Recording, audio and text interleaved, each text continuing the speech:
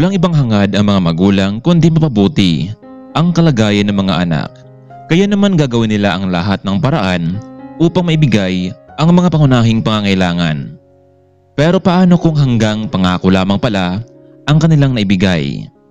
Lumaking hindi nasilayan ni Cyrus ang kanyang ama dahil bata pa lamang ito noon. Nagtatrabaho bilang delivery rider ang kanyang ama. Subalit dumating ang pangyayari na hindi nila inaasahan. Bumangga ang minamaniyong sasakyan ng motorsiklo dahil iniwasan nito ang isang taong biglang tumawid. Kaya naman nawalan siya ng balanse at tumama ito sa isang malaking poste. Kaya naman noong nalaman ito ni Patricia, halos nahimatay ito. Ang asawa lang kasi nito ang bumubuhay sa mag-ina at ngayon ganito pa ang nangyari. Hindi malaman ni Patricia kung ano ang gagawin, lalo na sa pagpapalaki nito kay Cyrus. Wala siyang ibang kamag-anak kaya naman sariling pagsisikap ang gagawin nitong si Patricia para sa anak. Isang umaga noon, nag-apply ng trabaho itong si Patricia, ngunit ang trabahong ito ay sa labas ng bansa bilang isang domestic helper. Wala na siyang magagawa kundi patulan na lamang ang trabahong ito kahit malayo man sa kanyang anak. Kaya naman, nakiusap ito sa kanyang kapitbahay na si Maribel na alagaan ito ang kanyang nag-iisang anak. Wala na kasi itong ibang mapagbilinan pa. Pumayag naman ang ginang dahil nangako itong si Patricia na sa oras na nakapagtrabaho na ito ay magpapadala ng pera sa ginang. Matapos ng training at ilang buwan na paghihintay ay tuloy na nga itong si Patricia. Bagamat masakit man sa kanyang isipan na ang kanyang anak ay mawalay sa kanya, pero wala siyang ibang magagawa tungkol dito. Maribel, pasensya ka na talaga. Ikaw lang ang mapagkatiwalaan ko para sa aking anak. Pero huwag ka mag-alala. Kapag nakasahod na ako, magpapadala ako agad sa'yo. Pakiusap, alagaan mo ang anak ko, Maribel. Oo naman, Patricia. Sino ba naman ang magtutulungan? Kundi tayo lang ding mga kapitbahay. Cyrus, anak, dumito ka muna sa bahay ng tita Maribel mo. Magtatrabaho lang si mama para may mabaon ka sa eskwela. Nandito naman si Melton na magiging kalaro mo. Mama, basta bumalik kayo agad tapos bilang mo ako ng pagkain. Oo naman anak, babalik ako at pagbalik ko, mabibili mo na ang lahat ng gusto mo. I love you anak.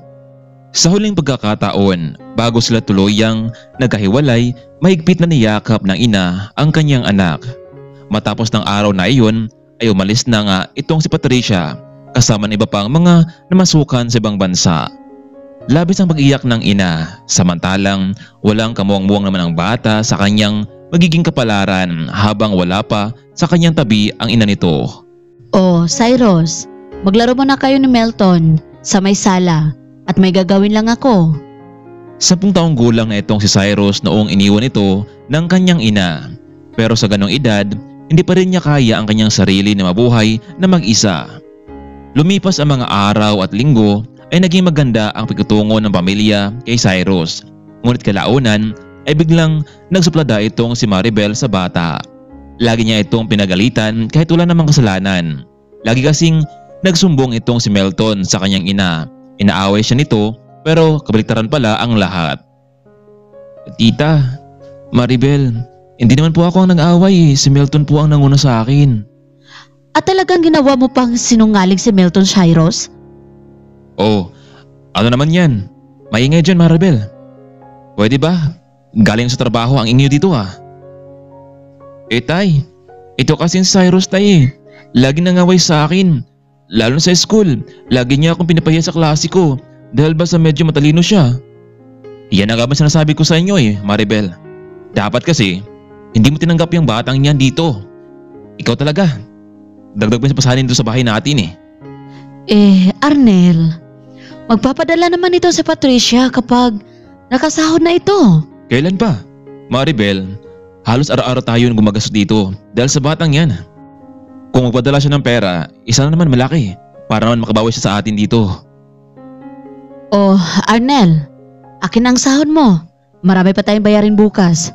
At saka, bibili pa tayo ng bigas. Ito wala kasi ang boss namin ngayon. Kaya nagkasalbanos muna ako. Tricky? Paano natin mapagkasya to sa loob ng isang kinsena, Arnel? Nung nakaraang sahod mo, ganun din ang sinasabi mo. Maribel, wala nga eh. Mabuti nga at may pera tayo ngayon na magamit natin kaysa naman nga tayo. Ang mabuti pa, i-follow up mo yung Patricia na yan kung kailan siya mabutan ng pera. Yun ang gusto kong malaman. Nakichat itong si Patricia sa kanyang kasamahan. Sa susunod na linggo pa daw ang kanilang sweldo. Istiis muna tayo, Arnel. O siya, tara na, kumain na tayo. Nagluto na ako ng adobo para sa ating tatlo. Habang naghanda itong si Maribel ay lumapit naman itong si Cyrus na tumulong sa paghahanda. Arnel, Melton, tara na. Naghanda na ang pagkain. Nakaupo na silang apat sa may mesa. Binigyan ng pagkain at ulam ni Maribel ang kanyang mag-ama. Tita, pwede ba ako makingin ng adobo? Ha? Adobo? Wala na, Cyrus.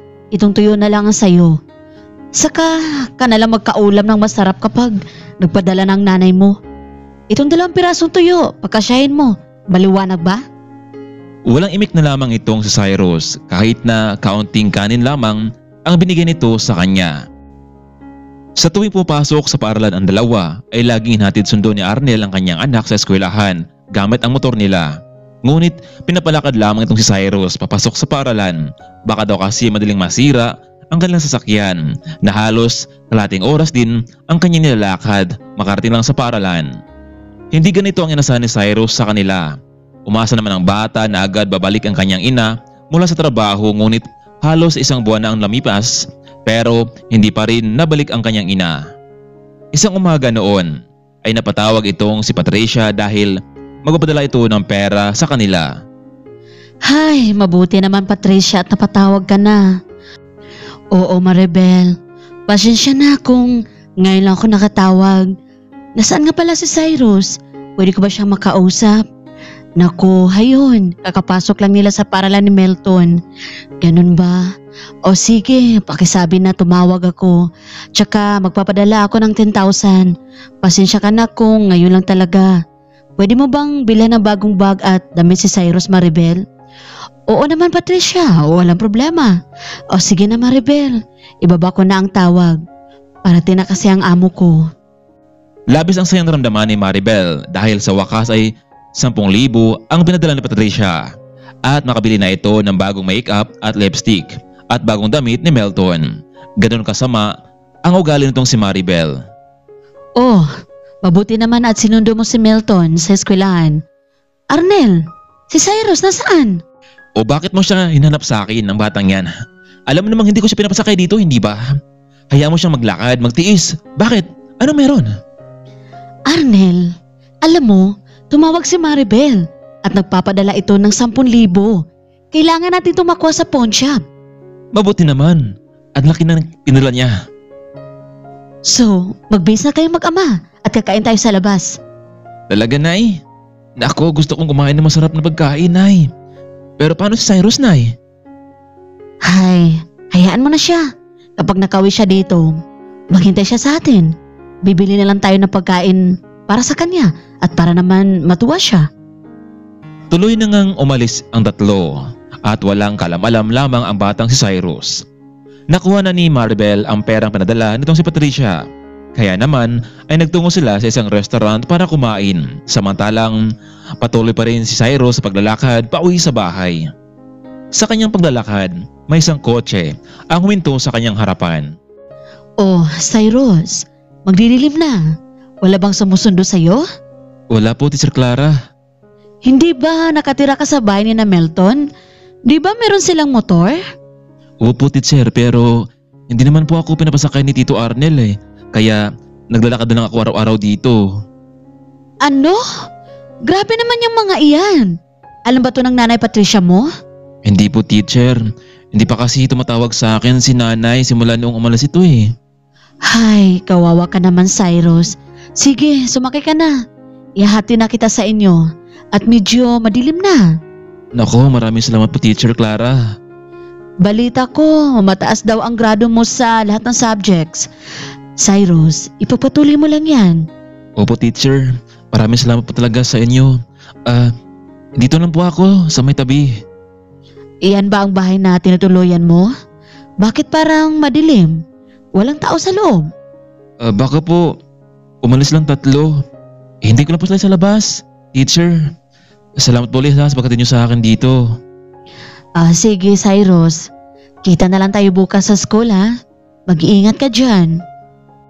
1 oras ang nakalipas, nasa labas pa rin itong si Cyrus, naghintay sa pag-uwi na mag-anak. Hanggang sa tuluyan na itong nakatulog sa may gilid ng bahay habang naghihintay. Hoy, Cyrus, gumising ka na dyan. Heto, may kanin at ulam. Dito, kumain ka na. Maraming salamat po Tita Maribel. Ang sarap po nitong pagkain na to Oh, sige na, kumain ka na sa loob. At pagkatapos niyan, hugasan mo ang mga plato sa kusina ha. Cyrus, wala ka dito. May bago akong damit at bag. Kumain din kami sa masarap na restaurant. Hoy, nakinig ka ba? Oo, nakinig ako sa iyo pero wala akong pakialam dyan kasi hindi naman ako kasama sa inyo eh. Ano? Kasama ka? No way! Mabuti nga at bilhan ka na nani ng pagkain dito eh dahil kung hindi, matutulog kang walang laman ng tiyan mo. Wala talagang kamuwang-muwang itong si Cyrus at ang kanyang ina sa pinagagawa ni Maribel. Ganon palagi ang routine ni Cyrus araw-araw, palaging nalalakad papasok at pauwi mula sa eskwelahan. Hanggang dumating ang isang araw na nagkasakit itong si Cyrus dahil sa napabayaan ito ni Maribel. Kaya naman ito ang naging dahilan kung bakit ito ay panayliban sa klase. Melton, nasaan si Cyrus? Ilang araw na siyang hindi pumapasok. Ay, Teacher Clara, nasa bahay po si Cyrus at ayaw niya pong pumasok eh. Bakit naman daw? Hindi ko po alam, ma'am, kung anong dahilan niya. Nasa trabaho itong si Ariel, samantalang lagi namang nagsugal itong si Maribel sa kanilang kapitbahay. Kaya naman si Cyrus lamang ang naiwan kahit may sakit ito. Palagi pa rin siyang inutusan ng ginang na gawaing bahay. Samantalang siya naman ay nilulustay nito ang perang pinadala nitong si Patricia. Dahil hindi na kaya ni Cyrus, nagpa siya itong lumabas ng bahay at humingi ng tulong sa ibang tao. Nagbabasakali itong may tumulong sa kanya. Isa sa naging dahilan kung bakit siya nagkakasakit dahil sa hindi sapat na pagkain ang binibigay nila dito. Araw-araw na lakad papasok at pauwi sa bahay mula sa paaralan. Sa paglalakad ni Cyrus sa may bangketa, hindi niya na mapigilan pa ang kanyang sarili. Bigla itong nahilo at tuluyang nahimatay sa gilid ng bangketa. Mabuti na lang at sa 1 oras na iyon, may isang matandang babae ang nakakotse na dumaan sa bangketang iyon at nakita itong si Cyrus na tila wala ng malay. Kaya naman tumawag ito ng ambulansya para madalian at madala ang bata sa ospital. Doc, kumusta naman ang bata? Ano na ang lagay niya? Mrs. Sarmiento, mabuti na lang at agad niyo siyang isinugod dito sa ospital. Sobrang taas ng kanyang lagnat at mahinang kanyang katawan. Kulang siya sa mga vitamins. Apo niyo ba ang batang ito, Mrs. Sarmiento? Hindi, Doc. Nakita ko lang siya kanina sa may kalsada na walang malay kaya agad ko siyang dinadala dito. Napaka-responsable talaga magulang ng batang ito. Sa palagay niyo ba, Doc, hahanapin kaya siya ng kanyang mga magulang? Dahil napansin kong mukhang walang nag-aaruga sa kanya. Sobrang dumi niya at dugyot pa. Mrs. Sarmiento, hindi rin natin alam kung anong totoo talaga. Kung saan taga-saan ang batang ito.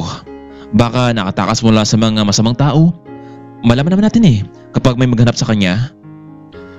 Okay, Doc. Paano kung sa bahay ko muna siya patuloyin? Kakusapin ko siya kapag nagising na. Magandang ideya yan, Mrs. Sarmiento. Panigurado akong masikaso mong batang ito at mabigyan mo ng sapat na pagkain.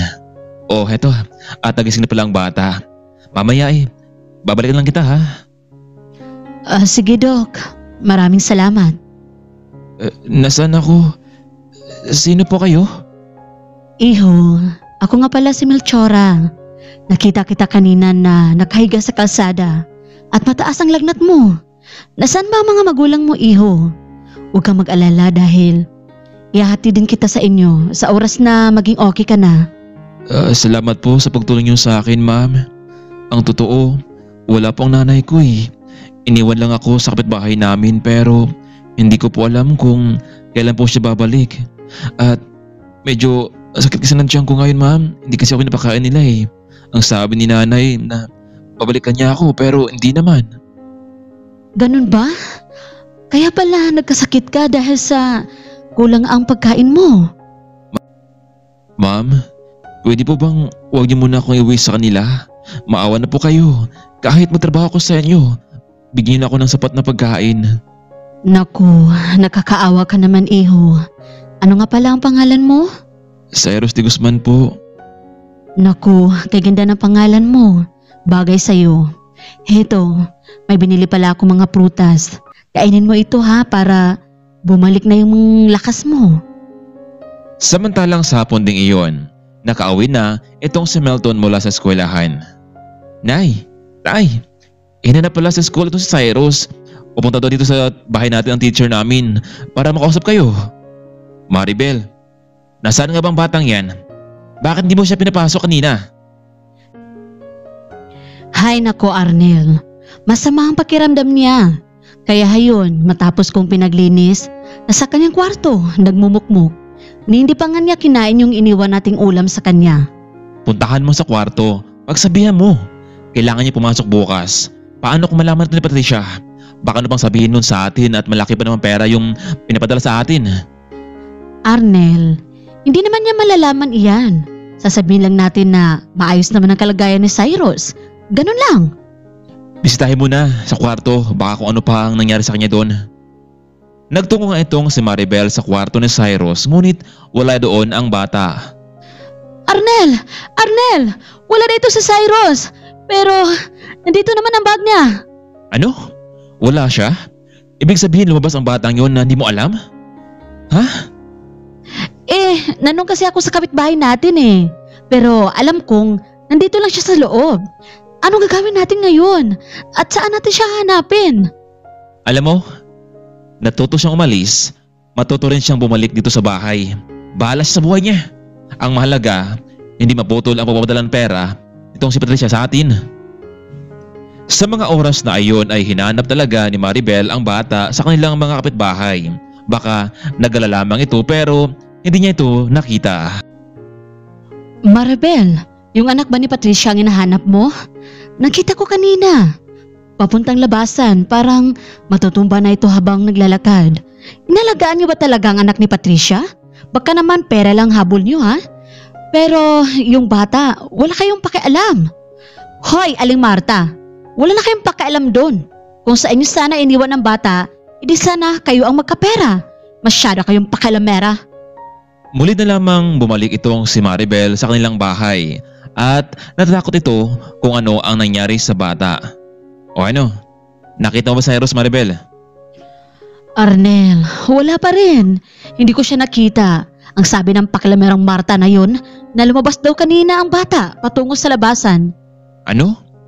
Nakipag-away ka na naman sa matandang yon? Paano kasi ang gitera eh? Kung sino daw lagi tayong pinapadala ng pera na Patricia? Yun na nga ba sinasabi ko sa iyo, Maribel? Dahil ikaw ang pinagbili na ng bata ngayon, dapat nalagaan mo siya. Hoy Arnel, hindi lang naman ako ang nakinabang sa perang pinapadala niya, hindi ba? Lahat tayo nakinabang. Ang mabuti pa, bukas hanapin mo si Cyrus. Baka ano na mangyari sa kanya. Sige na, bukas. Magtatanong ako doon sa labasan. Baka nakita nilang bata doon. Samantalang mula naman sa may eskwelahan, nakarating na rin itong si Clara sa kanilang bahay. Ngunit wala doon ang kanyang ina, kaya naman tinawagan niya ito. Ma'am, nandito na ako sa bahay. Nasaan ka na ba? Ganun ba, Clara? Huwag kang mag-alala. Pauwi na rin ako. Ma'am, nag-take out na rin pala ako ng pagkain. Hinihintay kita dito para sabay na tayong kumain. Sige Clara, hintayin mo lang kami. Ha? Anong kami, ma'am? May kasama ka ba? Huwag mong sabihin nakipag-date ka na ulit. Basta, mamaya ko na lang sasabihin sa'yo pag uwi ko. Nagtataka naman tong si Clara kung bakit gusto pa ng kanyang ina na magkaroon ng bagong karelasyon matapos pumanaw ang kanyang ama. Samantalang sa ospital naman ay nakapag-desisyon itong si Melchora na iuwi na lamang sa kanyang bahay itong si Cyrus kung ganito man lang ang trato sa kanya ng pamilyang pinag-iwanan nito. Mukhang nagsabi naman ng totoo ang bata at higit sa lahat ay magaan ang loob niya dito. Clara, nandito na kami. Biglang binuksan ni Clara ang pinto para agad makita nito ang bagong lalaki sa buhay ng kanyang ina. Ma'am, nasaan ang sinabi mong boyfriend mo? Ha? Anong boyfriend? Hindi ba ang sabi mo dalawa kayong pupunta dito sa bahay? Oo nga, dalawa kami, pero boyfriend? Kahit wala na ang daddy mo, hindi ko siya magawang palitan. Heto, ang ipapakilala ko sa'yo. Nasa likod ko, si Cyrus de Guzman. Ha? Si Cyrus? Bakit mo siya dinala dito sa bahay, ma'am? Baka hanapin siya ng mga taong nag-alaga sa kanya. So, ikaw palang teacher ni Cyrus, anak? Kung ganun, mabuti. Cyrus, hindi ka pumasok kahapon. At ngayon, bakit? Ano bang nangyari sa'yo? Nako anak, ako na ang magkwento sa'yo. Habang kumain tayo medyo nagugutom na rin kasi ako eh. Alam mo iha, kanina, habang patungo sana ako sa mall para mag-shopping, nakita ko ang batang ito, walang malay sa gilid ng kalsada. At alam mo bang mataas ang kanyang lagnat? Anak, sa tingin mo ba inalagaan siya ng kanyang mga magulang? Ma'am, hindi magulang ni Cyrus ang nag-alaga sa kanya. Binili lang ito sa kanyang kapitbahay dahil umalis ito para magtrabaho sa ibang bansa. Nako, Clara, hindi pala responsable ang mga taong iyon. Paano kung hindi ko nakita si Cyrus kanina? Baka kung napaano na siya. Baka naman pera lang habol nila. At itong si Cyrus naman, pinabayaan nila. Gusto kong ako na ang magaruga sa batang ito habang wala pa ang kanyang ina. Ma'am, sigurado ka ba? Hindi naman tayo ang pinagawanan ni Cyrus. Pero kung gusto mong tumulong sa kanya, pwede naman. Clara, ayaw mo bang magiging maayos ang buhay ni Cyrus at nakakasigurado tayo na ligtas siya sa lahat ng oras? Clara, pumayag ka na dito sa bahay natin tumira itong si Cyrus. Sigurado ako na kung ano naman ang trato nila sa bata, hindi pa rin magbabago iyon. Ilipat ko siya sa ibang school. Ako ang magpapaaral sa kanya. Sana matulungan mo ako, anak. Ma'am, sigurado ka na ba sa desisyon mo? Oo, Clara. Sige ma'am, kukunin ko ang mga school requirements ni Cyrus. Maraming salamat talaga at pumayag ka, anak. Cyrus, mula ngayon sa araw na ito, tawagin mo akong Lola Melchora at siya naman ang Tita Clara mo. Lola, hindi ba magalit sa akin si Ma'am Clara kapag ginawa ko yun? Hindi naman, Cyrus. Matutuwa pa nga siya kapag tinatawag mo siyang Tita Clara. Alam mo, meron akong naalala sa'yo. Nakalipat na nga sa isang private school itong si Cyrus. Hindi naman sila binigo ng bata dahil siya pa nga ang palaging nauna sa klase. Samantalang nagpatuloy naman sa paghahanap itong si Maribel at Arnel, pero hindi na talaga nila ito nakita pa. Nagpatuloy naman sa pagpadala ng pera itong si Patricia na kahit ang totoo ay wala na pala sa kanilang puder ang bata. Arnel, sabihin na lang kaya natin ang totoo kay Patricia. Alam mo, nagkukonsensya na ako sa pagpapadala nito ng pera eh. Kahit walang dito ang kanyang anak. Sana nasa maayos ang kalagayan ni Cyrus at nasa mabuting kamay siya. Hoy Maribel, hindi madali ang buhay. Ayaw pa noon na mayroon nung nagpadala sa atin na buwan-buwan. Kapag nalaman niya ang lahat, sabihin mo ang ginawa natin lahat para mahanap ang kanyang anak, pero mukhang lumayo ito dahil hinahanap siya. Ganun lang.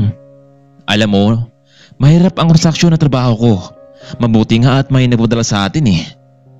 Arnel, nabubuhay naman tayo noon pa kahit wala pa ang pinapadala ni Patricia. Basta Maribel ha, huwag kang gumawa ng ikapapahamak natin. Hayaan mo siyang magpadala sa atin ng pera.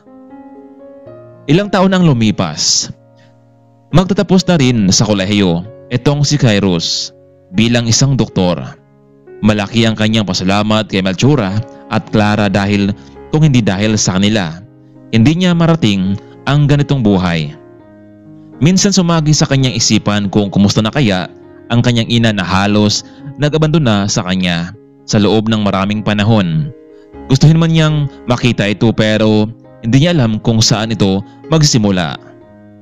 Samantalang ilang taon na rin laging napanaginipan itong si Melchora, ang isang batang lalaki na palaging nakatingin sa kanyang panaginip at tila may nahanap ito. Sa tuwing nilalapitan niya ang bata ay bigla na lamang itong Pakiusap. Kausapin mo naman ako. Baka makatulong ako sa'yo. Ma'am! Ma'am! Nanaginip ka? Ha? Panaginip na naman?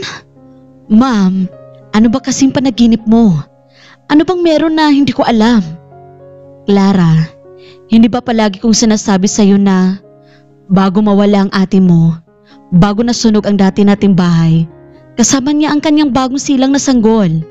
Pero hindi namin alam kung bakit biglang nawala ang bata at yung ate mo na lang ang nakita ng wala ng buhay. Ma'am, baka may posibilidad na buhay pa ang pamangkin ko. Hindi ko nga alam, Clara, kung nakasama ba pati ang mag-asawang katuwang noon sa mansyon dahil hindi rin nakita ang kanilang mga katawan.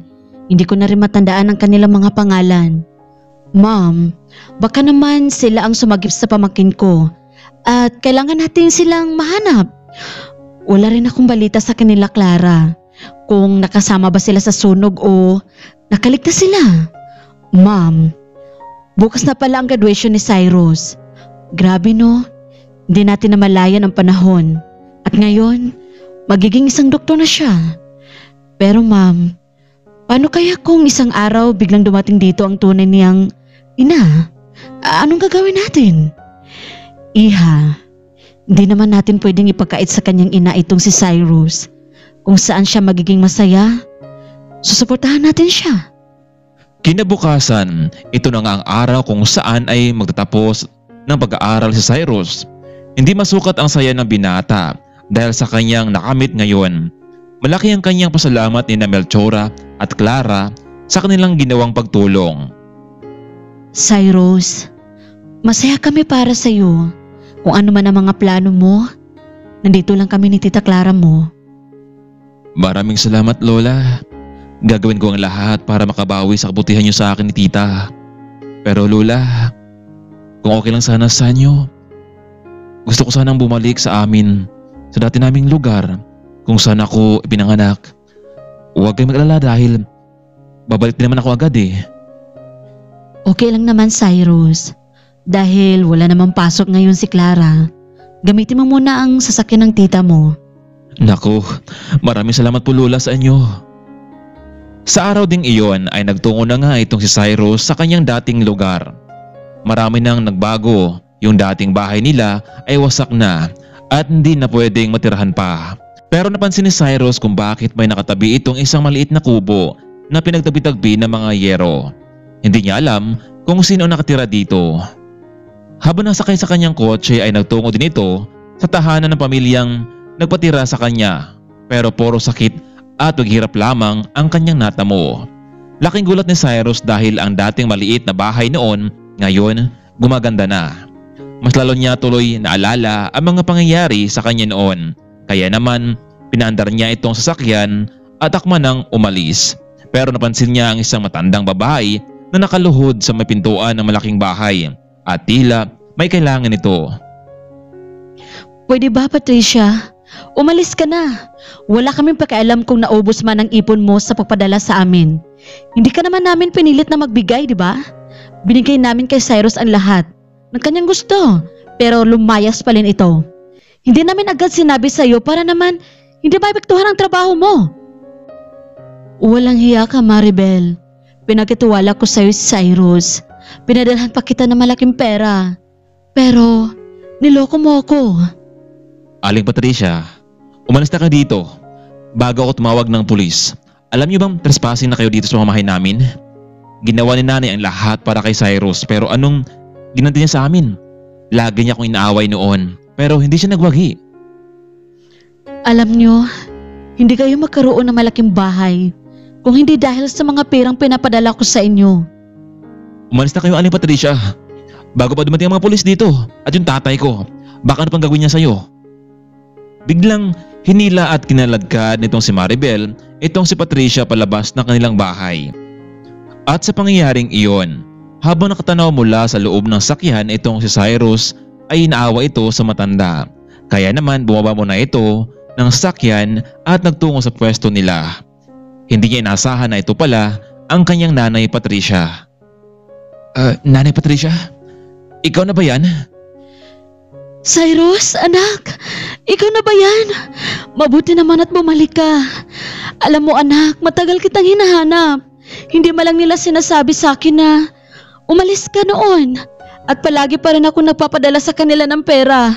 Nay, paano hindi ako malis? Hindi nila ako pinapakain ng maayos kahit hindi ko man lang ginagawang mali. Kaya nakapagdesisyon na ako na umalis dito kahit may sakit pa ako noon. Mabuti na labang at may tumulong sa akin at ngayon isa na akong doktor. Iniisip ko noon na talagang inabandonan niyo na ako noon. Sila pala ang may kasalanan nitong lahat eh. Mga wala kayong utang na loob, wala kayong puso. Niloko niyo kami ni nanay. Pinaghirapan ni nanay ang pera pero anong ginawa niyo? Hoy Cyrus, umayos ka ha? Huwag mong sabihing isa ka ng doktor ngayon. Kunin mo yung nanay mo. Marami ako kilalang pulis dito. Baka kasuhan ko kayo na illegal trespassing sa bahay namin. Nay, tara na. Umalis na tayo. Hayaan niyo sila. May araw na sila sa atin. Babalik din naman karma na yan. Tara nay. Sumakay na pa tayo sa sasakyan at marami tayong pag-uusapan. Sige anak. Cyrus anak, sorry kung iniwan kita noon. Wala na talaga akong ibang maisip na paraan pa, kundi iwan kita sa kanila at magtrabaho ko sa ibang bansa. Hindi ko man lang nasubaybayan ang paglaki mo anak. Alam kong hindi mo ako mapapatawad dahil sa pag-iwan ko sa iyo noon. Ang mahalaga sa akin ngayon ay nakita kitang buhay at higit sa lahat, isa ka ng ganap na doktor. Anak, ibaba mo na lang ako dito sa dati nating bahay at bumalik ka na sa taong tumulong sa iyo. Nay, kahit anong pilit ko na kalimutan kayo, pero hindi. Hindi ko magawa kasi kayo ang tunay kong ina. Hayaan nyo, may karma ang mga yan. Nay, matagal ba kayo nakawi sa bahay natin? Oo anak, pero ganito pa rin pala ang magiging buhay ko. Hayaan nyo, Nay. Sa sunod na mga araw, ipapakilala kita sa mga taong tumulong sa akin. Naku, wag na anak. Nakakahiya naman sa mga taong iyon. Nay, alam mo, mababait sila. Tsaka, pumayag na kayo. Heto, may pera pala ako dito, 5,000. Tanggapin niyo muna. Naku anak, wag na. Nakakahiya naman sa'yo. Alam mo anak, kung hindi ko talaga ito kailangan, hindi ko ito kukunin. Hayaan mo, ibabalik ko rin ito sa'yo. Ano ka ba, Nay? Wag na. Alam mo, Nay, tama ka eh. Maraming mga araw na hindi tayo nagkasama kaya gusto kong bumawi tayo sa bawat isa. Ano kaya ang magiging reaksyon ni Patricia kapag nagkita na sila ng mga taong tumulong kay Cyrus sa pag-aaral? Subalit, naya itong si Patricia dahil hindi niya nagampanan ang pagiging ina nito at ngayon naging ganito pa rin ang estado ng kanyang buhay. Nay, gusto lang kitang ipakilala sa kanila. Huwag kang mag-alala dahil mabait naman sila. Hindi ba? Kilala mo naman siguro si Ma'am Clara, yung teacher ko noon sa elementarya. Siya yung tumulong sa akin. Oo, naalala ko na ang teacher mo pero ang mami niya ay hindi ko pa nakita. Kaya nga, Nay, ngayon magkikita na kayo. Bago sila nagtungo sa mansyon ni Melchora ay dumaan muna sila sa isang fast food chain para kumain. Nako anak, alam mo bang kahit matagal na ako sa ibang bansa pero kailanman hindi ako nakakain ng ganito. Hayaan nyo, Nay. Kapag nakapasa na ako sa pagiging doktor ko, mabibigay ko na sa'yo ang lahat at higit sa lahat ay mapayos na natin yung bahay natin. Nako anak, maraming salamat. Pero wag mo na akong alalahanin pa. Masaya na ako dahil naging maayos na ang buhay mo. Tara, Nay. Umalis na tayo habang hindi pa masyadong gabi. Cyrus, anak, hindi ba nakakahiya sa mga taong tumulong sa'yo na pati ako dinala mo dito? Samantalang nakarating na sila sa malaking mansyon. Wow, anak! Sobrang ganda ng bahay nila. Tara, Nay. pumasok na tayo sa loob at makilala mo na ang lahat ng doon. Tita, nandito na ako. Oh, Cyrus, sino ba yung kasama mo? Tita, ito nga pala, si Nanay Patricia, nakauwi na galing sa ibang bansa. Gusto ko siyang pakilala kay Lola. Nasaan nga pala siya? Nandun sa kanyang kwarto. Sandali lang ha, tatawagin ko lang siya. Ma'am, nandito na si Cyrus? Ganun ba, Clara? Anong balita? Hindi ko alam kung magugustuhan mo ang sasabihin ko sa inyo. May kasamang babae itong si Cyrus. Babae? Girlfriend ba niya? Hindi, ma'am. Parang yung kanyang ina, nakauwi na pala mula sa ibang bansa. Ganun ba? Sige, gusto ko siyang makita at makausap. Lola, pinapakilala ko po sa inyo ngayon ang nanay ko. Lola, si Nanay Patricia. Nay, si Lola Melchora. Biglang nagtinginan ang dalawang babae. Teka lang. Mukhang naalala kita. Hindi ba ikaw yung katulong namin noon sa dating bahay? Oo nga, ikaw nga si Patricia. Akala ko nakasama ka sa sunog. Naku ma, Melchora. Mabuti naman po at buhay din pala kayo. Mabuti at nagkita pa tayo. Biruin mo sa haba ng panahon. Nagkaroon ka pala ng anak, Patricia. Nasaan nga pala ang asawa mo?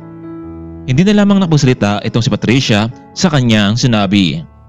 Patricia, hindi ba nandun ka naman sa pangyayari? Nailabas mo ba sa mansyon ng apo ko? Senyora Melchora, may dapat kayong malaman. Oo, nung panahon yon, nailabas ko ang apo niyo sa mansyon. Kung ganun, Patricia, nasaan ang apo ko? Gusto ko siyang puntahan. Sorry talaga, senyora. Kung hindi kami muling bumalik dito, ang batang nasa harapan niyo ngayon, siya ang apo niyo. Siya ang niligtas ko noong nasunog ang mansyon. Senyora, sorry po kung hindi agad ako bumalik dito ng asawa ko. Nay, ano pong ibig sabihin nito? Cyrus, hindi namin sinabi ng tatay mo ang totoo dahil natakot kami baka balang araw ay babalik ka dito at iiwan mo kami. Pero mabuti na lang at sila din palang tumulong sa'yo. Nay, sigurado po ba kayo dito, ha? Oo, Cyrus. Pamilya ka ng mga Sarmiento. Sila ang totoo mong pamilya. Kaya pala hindi ako mapakali tuwing nakikita ko si Cyrus dahil siya pala ang anak ng kapatid mo, Clara. At para makasigurado talaga tayo, kailangan natin magpa-DNA test para sigurado tayong lahat. Agad namang gumawa ng paraan itong si Clara para malaman na agad ang katotohanan. Doc, kumusta po ang DNA test ni Cyrus? Naku, Miss Clara Sarmiento, positive po ang result. Siya nga ang anak ng kapatid mo. Kaya pala, maganda ng loob ko sa inyo, tita. Kasi kayo pala ang totoo kong pamilya. Alam mo, Cyrus, dalawa lang kami ni ate. Akala ko nga ako lang ang magmamana ng lahat ng ito. Meron pa kaming isang malawak na lupain na hindi pa namin naigalaw. Inangkin ng iba. Pero wala silang pruweba. Sasamahan kita sa lugar na iyon para malaman mo rin kung sino ang mga nakatira doon at pwede natin paalisin. Nako tita, hindi ba nakaawa naman yung mga yan kapag pianalis natin? Hindi ko alam kung maawa ka, Cyrus, kung makikita mo sila. Tara, isama mo yung Nanay Patricia mo para naman malaman niya ang lahat. Sumakay na silang apat sa sasakyan patungo sa lugar na magiging pagmamayari nitong si Cyrus. Tita, bakit parang papunta yata tayo sa lugar namin Oo, Cyrus. Alam mo, yung lugar na pinagtayuan ng bahay nyo at yung sa kapitbahay na nagparusa sa'yo, lahat yun ay pagmamayari ni ate. Hindi ko nga alam kung bakit may mga taong nakatirik na walang pahintulot sa amin. Kaya para makaganti ka sa mga taong umaabuso sa'yo, ikaw nang bahala sa kanila. Bumaba itong si Cyrus sa sasakyan sa harapan mismo ng bahay ni Maribel at Arnel. Nakita niya ang mga ito na may tila kasiyahan sa loob na nagaganap. Oh, himala na buhay ka, Cyrus ha? Anong ginagawa mo dito ha? Nay, Tay, nandito si Cyrus. Aba, anong ginagawa mo dito Wala kang karapatang pumunta rito ha. Nagsama ka pa ng mga taong walang kwenta. Umalis ka na dito sa pamahay namin. Grabe. Sobrang sama talaga na ugali nyo. Walang mapili sa inyong tatlo. Cyrus, kung tungkol sa pera ng nanay mo, wala ka na magagawa dahil siya mismo ang nagkusa noon. Oo, siya ang nagkusa dahil hindi niyo pinaalam sa kanya na wala na ako sa inyong poder. Umalis na nga kayo dito? Alam niyo bang trespassing kayo sa pamamahay ko? Nakatawa naman. Kami pa ngayon ang trespassing. Alam niyo ba kung sino ang nagmay-ari ng buong lupain na ito? Pwede ba, Cyrus? Huwag kang makialam. Sa amin na ang lupain na ito dahil matagal nang patay ang may-ari. Maya-maya pa bumaba na itong si Clara. Mr. Arnel at Mrs. Maribel, alam niyo naman na ako ang guro ni na Milton at Cyrus noon. Alam ko rin na nakitirik lang kayo sa lupain ito na pinamay-ari namin sa aming pamilya. Wala kayong paintulot na magtayo ng bahay sa lupain namin. At higit sa lahat, ang lupain na ito ay kukunin na ng may-ari. At alam niyo kung sino? Si Cyrus lang naman ang inalipustan niyo noon, ang nagmamay-ari sa lupain ito dahil siya lang naman ang anak ng kapatid ko na namatay sa sunog dati. Bibigyan ko kayo ng 1 buwan para makapaghanda. Kung gusto nyo, dalhin nyo yung bahay nyo at nakatayo pero hindi nyo naman pinaghirapan yan sa trabaho, hindi ba?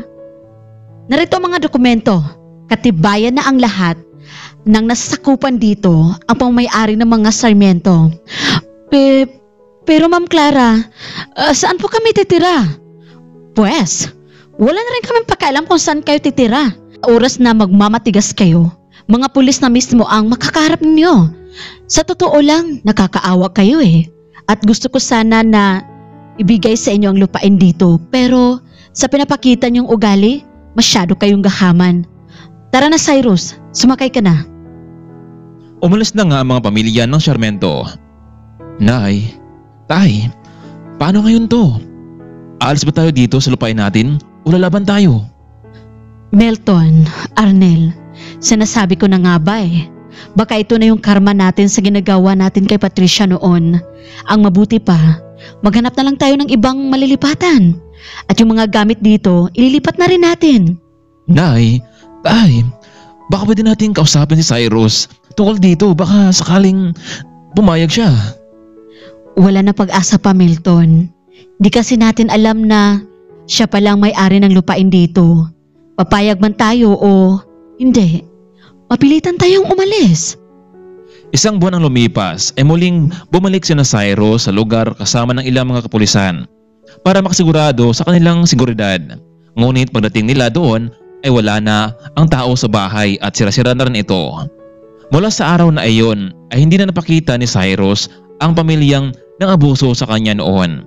Labis naman ang saya ng binata dahil kahit naging sakit ang kanyang nakaraan pero pilit na binabawi ang hinaharap.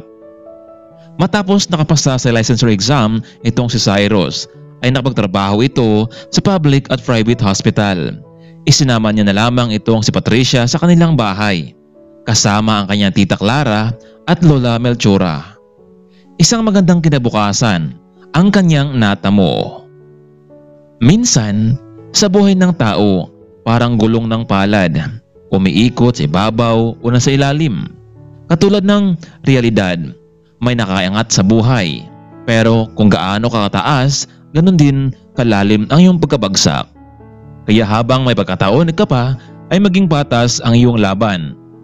Hanggang dito na lamang muna kaibigan. Maraming salamat sa walang sawang pagsuporta ninyo sa ating channel. Keep safe always mga kaibigan. Maraming salamat. Abangan pa natin ang mga kwentong pag-ibig at inspirasyon sa sunod nating mga kwento. Maraming salamat at paalam.